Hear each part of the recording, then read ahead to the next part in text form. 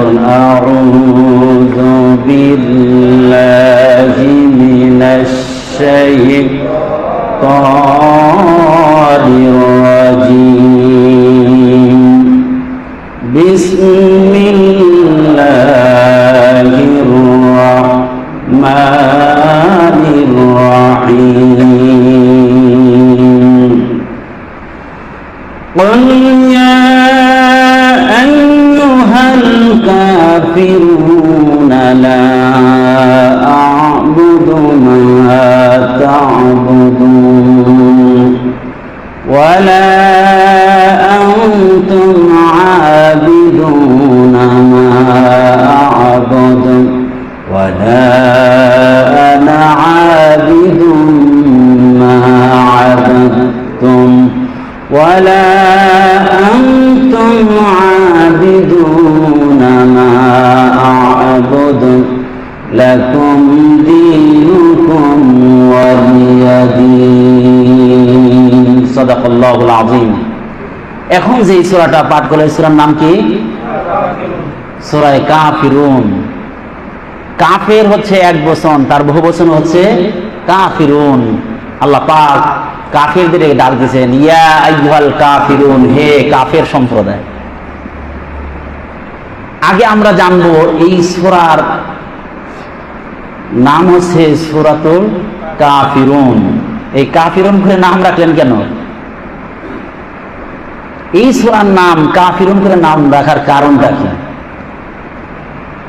এই সূরার পূর্বের সূরার নাম হচ্ছে সূরাতুল কাউসার এর পূর্বের সূরার নাম কি সূরা কাউসার কাফেররা মক্কার কাফেররা রাসূলুল্লাহ সাল্লাল্লাহু আলাইহি ওয়াসাল্লামকে তারা বলতো বরকতহীন লেজ কাটা কেন এই কথা বললো হুজুর পাক সাল্লাল্লাহু আলাইহি ওয়াসাল্লামের যখন কলিজার টুকরা সন্তান ইব্রাহিম যখন ইন্তেকাল করলেন তখন তারা বলল যে আমরা যাদেরকে নিয়ে এত টেনশন করছি আর আমাদের টেনশন নাই কারণ তার তো ছেলেই নাই ছেলে মারা গেছে এখন মুহাম্মদ যখন মারা যাবে আর তার কোনো সন্তান নাই পরবর্তীতে এই কাজ ধরে রাখার মতো কোনো লোক পাওয়া যাবে না অটোমেটিক ভাবে এই কাজগুলো কি হয়ে যাবে শেষ হয়ে যাবে আর আমাদের টেনশন নাই মুহাম্মদ তো হলো আবতার মুহাম্মাদের কোনো বরকত নাই আমাদের সমাজে বলে না যার সন্তান হয় না তাদেরকে কি বলে আটকে বলে তাই ওর মুখ দেখে যাত্রা করা যাবে না হয়তো আটকরা লোক আসলে এটা কুসংস্কার এখন কোরআন হাদিসে নাই যখন মক্কার কাফেররা বলল মুহাম্মদ হচ্ছে আটকরা মুহাম্মদ হলো বরকতহীন তার নেক্সট জেনারেশন যত তার ঘরে সন্তান নাই ছেলে সন্তান নাই তার সন্তান যেহেতু নাই মুহাম্মদ দুনিয়া থেকে যখন চলে যাবে তখন অটোমেটিক দিন নিভে যাবে ছিল আটকরা লোক আল্লাহ তাআলা সূরা আফতার সূরা কাউসার নাযিল করে জানিয়ে দেন আমার প্রিয় নবী মুহাম্মদ সাল্লাল্লাহু আলাইহি ওয়াসাল্লাম বরকতহীন নয় আফতার নয় আটকরা নয় বরং তোমরাই হলো আটকরা ইন্না আ'তাইনাকাল কাউসার ফাসাল্লি লিরাব্বিকা ওয়ানহার ইন্না শানিআকা হুয়াল আবতার আল্লাহ তাআলা জানায় দেন ইন্না শানিআকা হুয়াল আবতার হে নবী জানায় দেন তারাই হলো তোমরাই হলো আটকরা তোমরাই হলো বরকতহীন কারণ হলো আল্লাহ রাসূল সাল্লাল্লাহু আলাইহি ওয়াসাল্লাম দুনিয়া থেকে চলে গেলে কি হবে তার নির্জন মাত্র রয়ে গেছে কারণ হলো রাসূল সাল্লাল্লাহু আলাইহি ওয়াসাল্লাম দুনিয়া থেকে চলে গেছেন কিন্তু তার সাহাবায়ে কিরাম লক্ষাধিক সাহাবায়ে কিরাম তারা দ্বীনের দাওয়াত দিয়েছেন এরপরে তাবিনরা দাওয়াত দিয়েছেন এরপরে কি তাবিনরা দাওয়াত দিয়েছেন এইভাবে নির্জন চলতে আছে আল্লাহ তাআলা জানায় দেন ইন্না শানিআকা হুয়াল আবতার নবী হে বলে দেন নিশ্চয় শানিআকা আপনার শত্রুরাই হলো হুয়াল আবতার সে তারা হলো বরকতহীন তারা রেজ কাটা কারণ হলো আবু জেহেল এত বছর চলে গেছে আজ পর্যন্ত আবু জেহেলের নামে কেউ নাম রাখে নাই আবু লাহাবের নামে কেউ নাম রাখে নাই, কেউ আবু জেহেলের নামে পরিচয় দিতে চায় না, আবু জেহেল উত্তরসূরি হতে চায় না, আবু লাহাবের উত্তরসূরি কেউ হতে চায় না। আমার ভাইরা, উতাইবা, উতবা, এরকম ভাবে যত রাসূলের শত্রু চলে গেছে, ইসলামের শত্রু গেছে, আজও পর্যন্ত কোন কাফের বেঈমান তাদের নামে নাম রাখতে চায় না। কি নাম রাখতে চায়?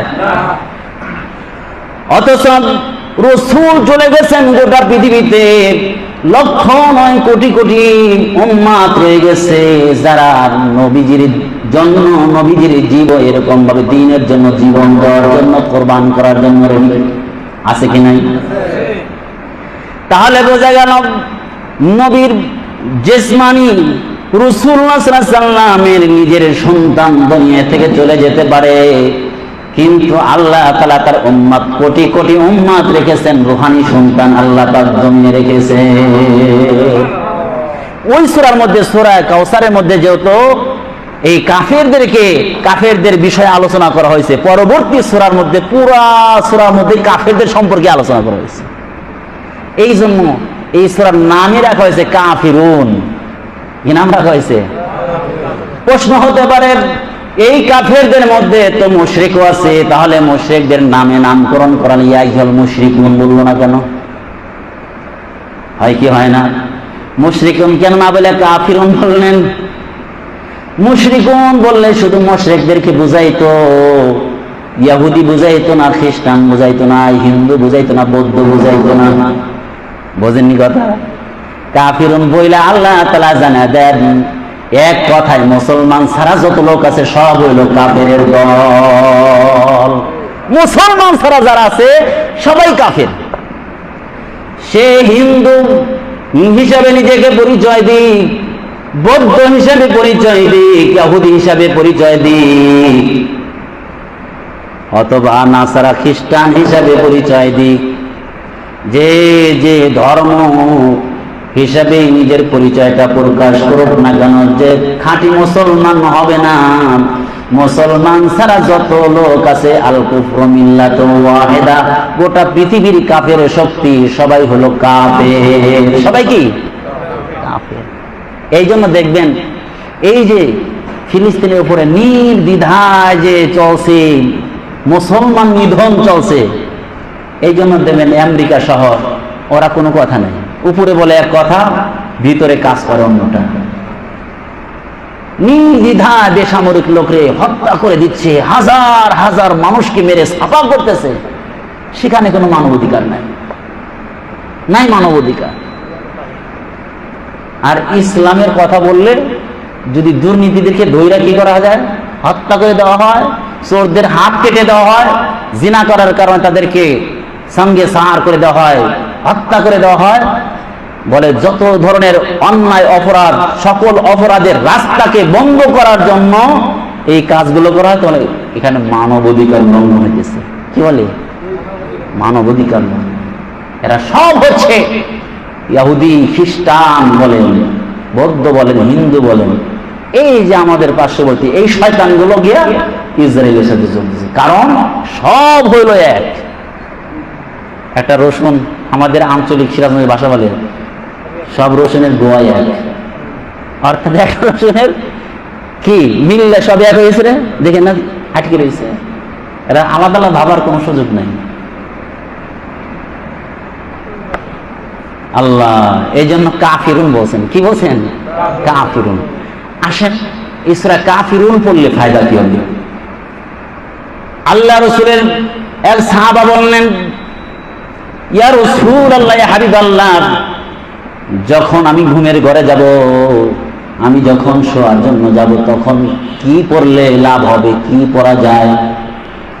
আল্লাহ রাসূল বললেন, যখন তুমি শয়ন কক্ষে যাইবা, শোয়ার জন্য যাইবা, বিছানায় যাইবা, তখন তুমি কুল ইয়া আইয়ুহাল কাফিরুন, কাফিরুন সূরাটা পড়বা। সুবহানাল্লাহ। কেন কাফিরুন সূরাটা পড়বেন? যখন তুমি ঘুমিয়ে যাইবা, তখন যেন তুমি মৌতের দিকে চলে যাইতেছ। আকুল মাউত, মৃত্যুর মতোই ঘুমটা হলো একটা মৃত্যুর মতো, মৃত্যুর সাদৃশ।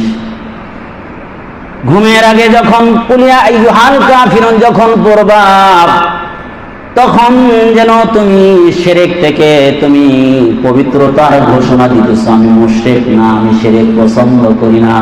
যত মুশরিক আছে, যত বেদিন আছে, তাদের সাথে আমার কোনো সম্পর্ক নাই। কাফেরদের সাথে আমার কোনো সম্পর্ক নাই, ধর্মীয় ভাবে নাই, কালচারগত নাই, আদর্শগত ভাবে নাই, নীতি নৈতিকতা কোনো দিকে আমার কাফের সাথে কোনো সম্পর্ক। এই সূরা কাফিরুন পড়লে লাভ হবে কি? আল্লাহ রাসূল জানায় দেন, পুরা কোরআনটাকে 4 ভাগ করলে 4 ভাগের 1 ভাগ পড়লে যে পরিমাণ সওয়াব হবে, শোয়ার আগে হোক, যেই টাইমই হোক, সূরা কুল ইয়া আইয়ুহাল কাফিরুন যদি তুমি পড়ো, তাহলে 4 ভাগের 1 ভাগ কোরআন পড়ার সমান সওয়াব তোমার আমলনামায় আল্লাহ তাআলা লিখে দেবে। এই জন্য আমরা পারবো না ইনশাআল্লাহ। সবসময় কি করবো?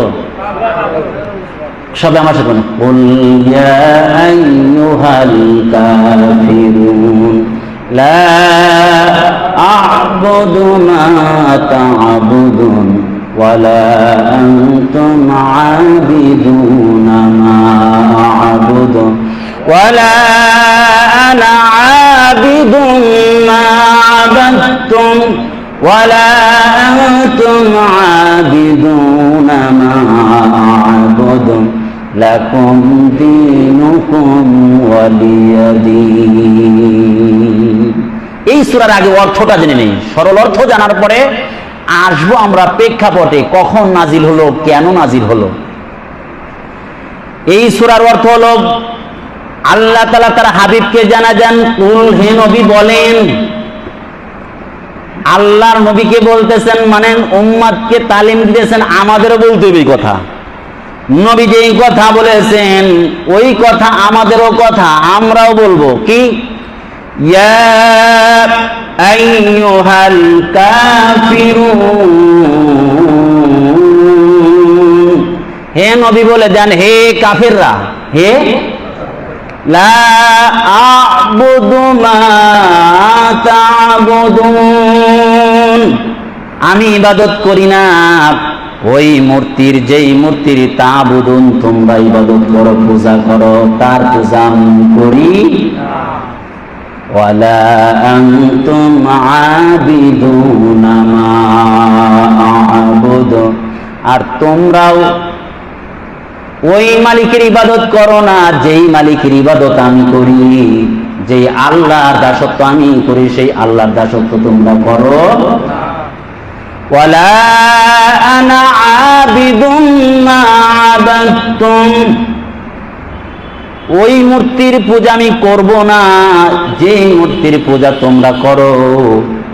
ওয়ালা আনতুম আবিদুনা মা আ'বুদু, তোমরাও ওই মালিকের ইবাদতকারী নও যেই মালিকের ইবাদত আমি আল্লাহ তাআলা করি। লাকুম দীনুকুম ওয়ালিয়া দীন, তোমাদের ফলাফল, তোমাদের কর্মফল